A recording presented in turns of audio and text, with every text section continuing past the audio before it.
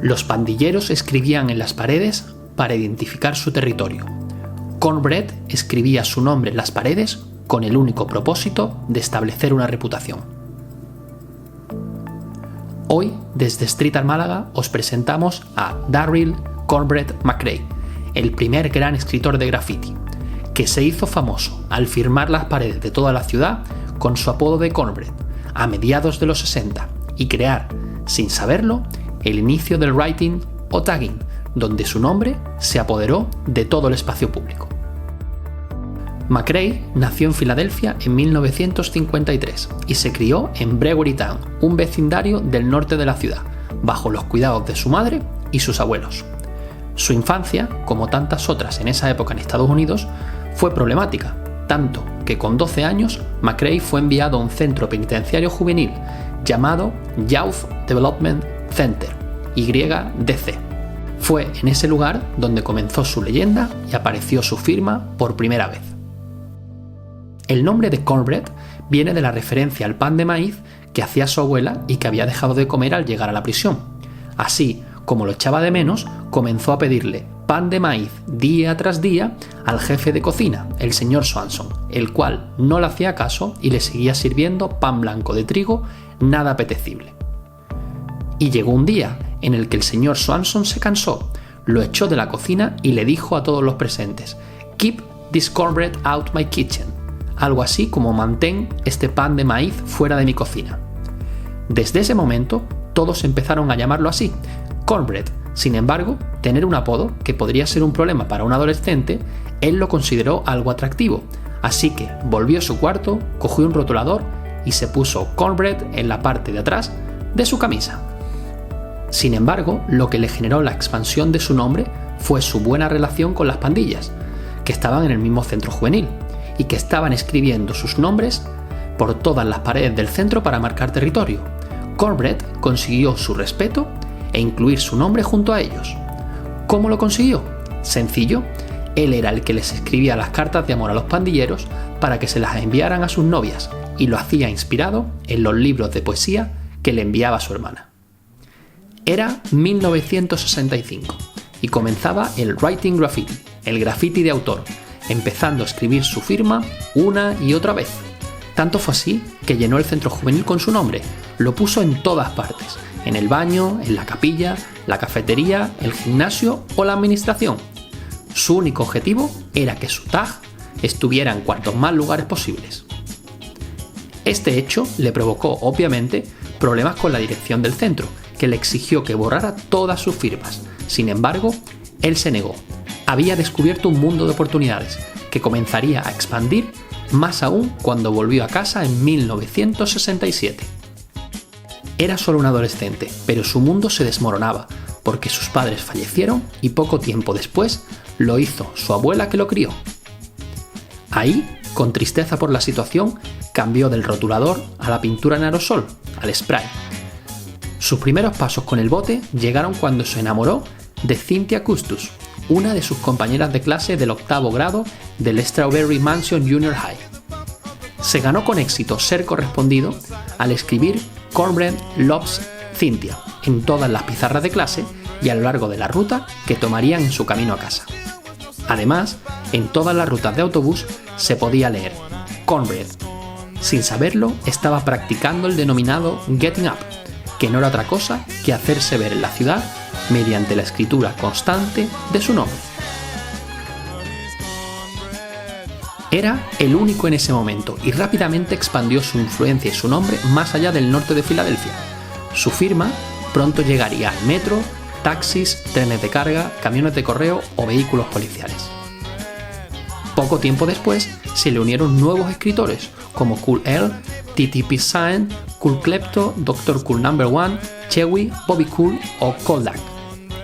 En esos momentos no importaba la calidad de las firmas, porque todavía no había demasiado estilo ni referencias de otros. Lo que contaba era cuántas veces y en cuántos lugares podías escribir tu nombre, lo que luego se denominó bombardear la ciudad. Su firma de Cornbread fue de las primeras en incluir la corona para proclamarse rey de la zona, y luego llegarían las flechas o la disposición de palabras en 2 líneas que aparecerían una y otra vez en las firmas de los escritores de Filadelfia.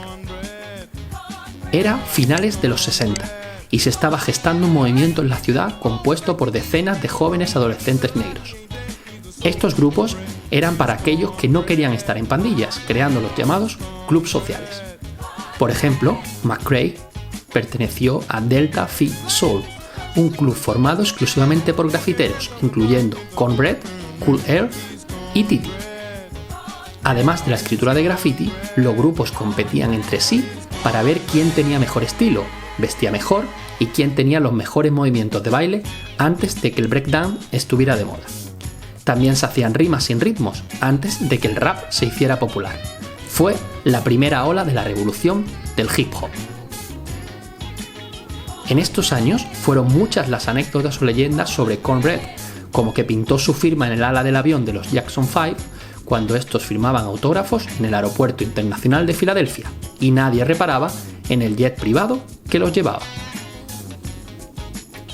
Una de sus grandes historias llegó en 1971, cuando Cornelius Hussey fue asesinado a tiros en una guerra de pandilla, y los periódicos de Filadelfia lo identificaron erróneamente como Cornbread, por el corn del nombre, titulando Cornbread está muerto.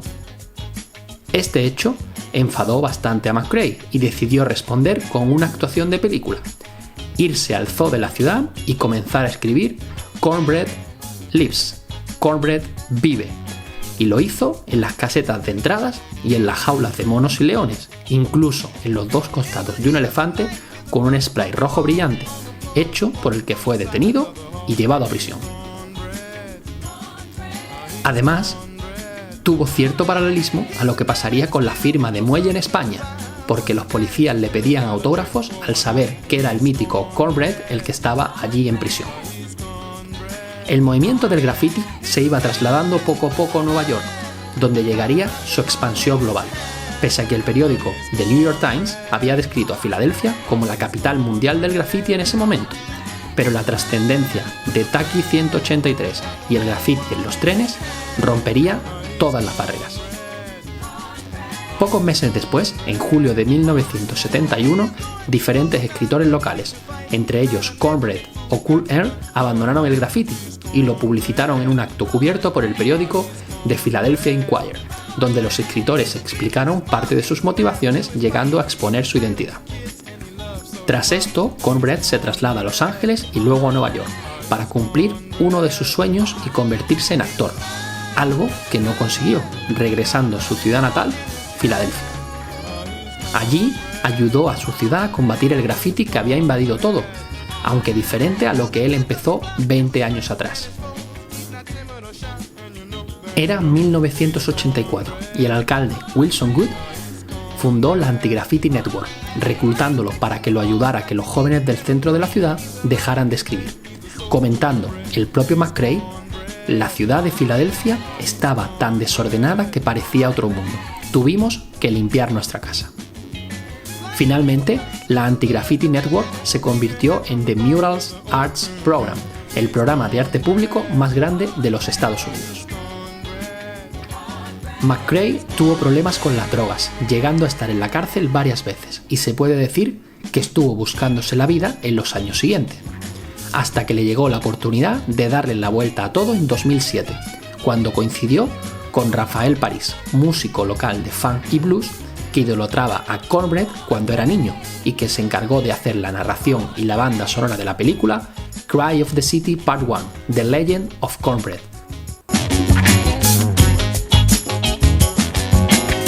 Asimismo, Cornbread apareció en la película Bomb It, que ya recomendamos en el canal, donde se habla de la historia del graffiti y nuestro protagonista aparece enseñando la primera pared donde escribió su nombre en las calles de Filadelfia. Esto le permitió rehabilitarse y convertirse en activista social y conferenciante, dando charlas motivacionales sobre su juventud como escritor de graffiti, sus problemas con la ley y sus luchas con las drogas.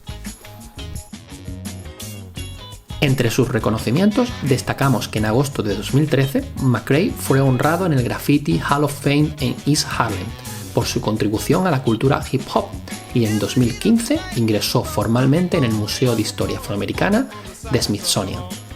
Actualmente, mantiene su actividad como conferenciante, realiza exposiciones por el mundo y asiste a programas de televisión, como La Resistencia, en España, donde acudió en 2019. Podéis seguirlo en redes sociales, Cornbread The Legend, donde informa de todas sus actividades. En general, los grafitis de Cornbread sirvieron como un medio para que se escuchara a los niños negros sin voz del gueto. Aunque se consideró destructivo, su aplicación de pintura en aerosol a las paredes de ladrillo lo convirtió en alguien en un mundo que no quería saber que existía. Todos los grafiteros que siguieron querían lo mismo, hacerse ver. Esto ha sido un mini documental de Street Art Málaga sobre la figura de Cornbread, el pionero del graffiti, que invadió con su nombre la ciudad de Filadelfia durante 6 años y creó un movimiento conocido luego como writing, graffiti writing o tagging, donde su nombre se apoderó de todo el espacio público. Si os ha gustado este vídeo, no olvidéis darle a like y suscribiros para no perderos los próximos documentales.